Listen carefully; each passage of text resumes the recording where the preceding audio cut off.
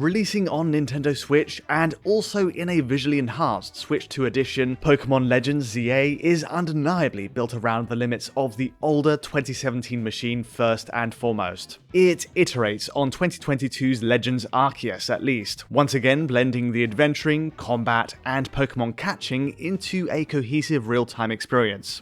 This proved a winning move for developer Game Freak then, and 3 years on, Legends ZA builds on that concept with a new twist. Rather than letting us loose across the entirety of the region, ZA instead contains its scope to Lumiose City, a multi-district sprawl packed with NPCs and Pokémon. On a tech level, the choice to hone in on a smaller city area helps in the optimization for the original Switch, to some extent anyway, but what exactly is left on the table for Switch 2's visual upgrades? Bearing in mind that Pokémon Scarlet and Violet's own Switch 2 patch is entirely free, is the extra $10 or £8 expense really justified for Legends ZA? Let's find out.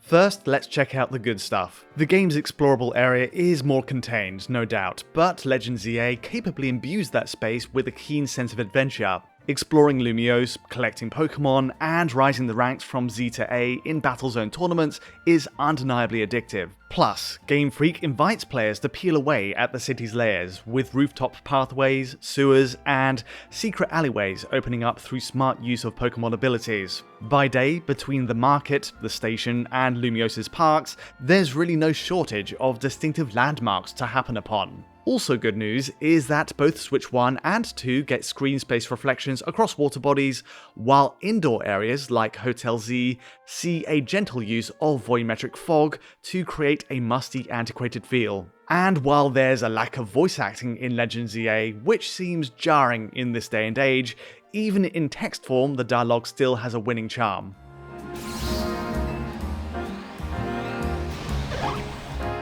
Next along, the downsides to Legends ZA's tech are certainly more plentiful. In theory, a big, bustling city setting crammed with NPCs sounds like an inventive forward step for the Legends line. Except the reality is that the execution is too often rough around the edges, and it's garish even on the souped-up Switch 2 edition. Firstly, and most glaring of all I think, is the handling of the NPCs roaming the streets. The majority of them, not all but most, are rooted to the spot and often motionless, which fails to give the city a feeling of a truly lived-in space. The original Switch also relies on a degree of decimated animations on NPCs to the far distance, and both feature the same distracting pop-in for pedestrians either way. The main issue, bizarrely, is that these NPCs actually fade out as you approach them on busy main roads, before fading in again a few meters ahead. It underlines the limits of Game Freak's engine in handling a dense open-world setting, especially for a 2025 release, and alas, Switch 2's paid-for upgrade only marginally, by a few meters,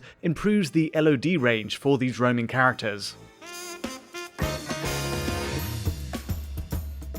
Despite a generational leap in CPU power afforded by its Tegra T239 chipset, NPCs are a real rough point. On the plus side, Switch 2 does benefit from improved terrain geometry draw distances overall, meaning that buildings, trees, street vendors, and lampposts, among many other things, will render in closer on Switch 2. Pop-in is reduced for these elements at least, which is clearly a nice bonus, even if LOD transitions are still, by most game standards, easy to spot. Legends ZA's second big issue is impossible to miss: the low-resolution, copy-pasted textures strewn across building sides. Rather than detailing each window and guardrail as a true 3D polygonal shape, Game Freak instead opts to use repeated flat texture maps in every district. The 3.5GB of usable RAM on the original Switch means that these textures are especially pixelated too. It uses an even lower resolution asset, and while detail is boosted for Switch 2's textures, afforded by its 9GB of usable RAM, neither is exactly flattering. There's little variation, there's no 3D depth, and what's left is a clinical and sterile look to any building detail. On a more general level, and moving away from those windows, Switch 2 does at least boost texture resolution across Lumiose in a similar fashion. Most surfaces benefit, whether that's the tarmac material on roads, the shop signs, or even those smashable rocks. There's at least some uptick in Switch 2's detailing. For some perspective, this increase in texture quality inflates the 4.1GB install on Switch 1 to almost double the size, to 7.7GB for the Switch 2 edition. And one final thing on this subject, alas, the texture filtering setting is seemingly unchanged on Switch 2. Note how the presentation of the ground is still blurring at a tight angle here, owing to the same anisotropic filtering setting. So while the actual resolution of those textures is boosted, you will still need to get close to see the benefits.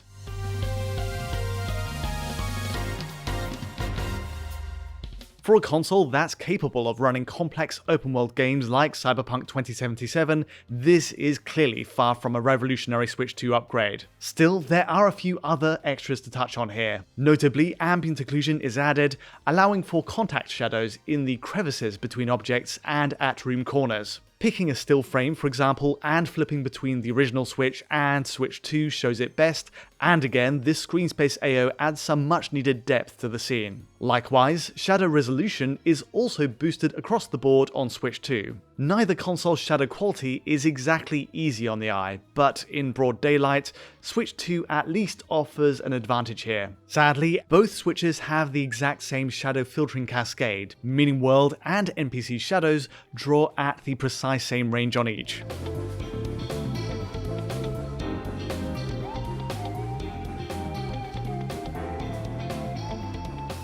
Saving the best for last, the most impactful Switch 2 upgrade by far is its improved image quality. In a nutshell, the original Switch runs at a dynamic 1080p, though with most of play resting at 864p in the city. The issue being that there's no anti-aliasing on Switch 1, which causes heavy flicker across the frame and widespread stair-stepping. Switch 2, on the other hand, makes the jump to Nvidia's DLSS upscaling technology, much like Pokémon Scarlet and Violet's Switch 2 patch. The actual native resolution figures rest at between 792p and 828p, which DLSS resolves to a 1440p target. Effectively then, the actual number of pixels rendered by Switch 2 is lower than Switch 1, but in using data accumulated from previous frames more intelligently, it's able to construct a far cleaner, more temporally stable result. There's really no contest. Any busy, fine detailing ahead, like gravel or staircases, resolves flicker-free with the DLSS approach. Jaggies only appear briefly on camera cuts, or as characters obscure and then reveal background detail, similar to the behaviour of other Switch 2 games supporting DLSS like Street Fighter 6. Meanwhile, Switch 2 in portable play also benefits with DLSS taking a circa 630p native resolution and resolving it to a 1080p target. Again, it's a decent leap in image stability over Switch 1's portable resolution range of 576p to 720p, where it again has no anti-aliasing. It's a point that really does need celebrating, because so many in-house Nintendo titles as of late still ship with AMD's FSR 1, which, incidentally, is mentioned in Legends EA's credits and possibly pertains to the Switch 1 release. Jumping to performance testing, the original Switch version once again targets 30fps. To its credit, that target does benefit from Legends EA's move to a more contained city setting, and framerate drops under are less glaring compared to Scarlet and Violet or Arceus. Still, based on the first few hours, it's far from perfect, even in the basic act of exploring Lumiose's streets. Any sharp camera turns, whether that's nodding up and down or panning the camera around a street corner, causes sudden dips into the mid to high 20s. These drops are a distraction, and while I've not experienced the full breadth of the game's later battle zones, there is potential there for bigger, larger lurches on meeting more powerful Pokémon.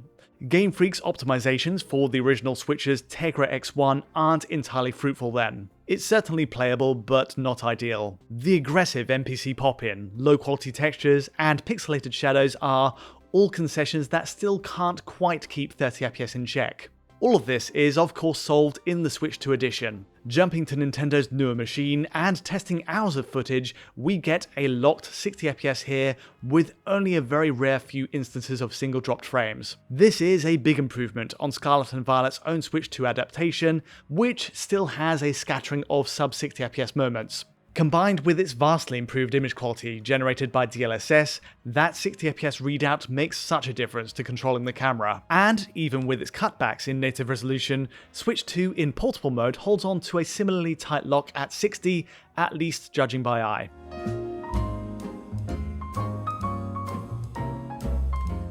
Game Freak deserves praise for using the Legends brand to experiment, to break away from the template that the Pokémon series has held since the Game Boy Classics. In Pokémon Legends EA, relocating to the big city is a great idea, at least in theory. The fundamental draw of filling the Pokédex is as compelling as ever, and there's a winning charm to its cast. But at this point, Pokémon is desperately in need of a ground-up technical upheaval. More so than ever, if the series truly sees a future in a free-roaming open design, it needs a more elegant solution to world streaming, free of obvious pop-in. The attempt at rendering a city this time, even on Switch 2, just doesn't hit the quality bar expected of such a juggernaut brand like Pokémon, and frankly, a lot of what's on show here is disappointing. On the plus side, the fact that Switch 2 is able to double the frame rate to a stable 60fps and boost image quality with DLSS are positive steps. For now though, we will just have to wait, with bated breath, for the next direction Game Freak take the series, and to see if Switch 2 is a greater priority in the next game.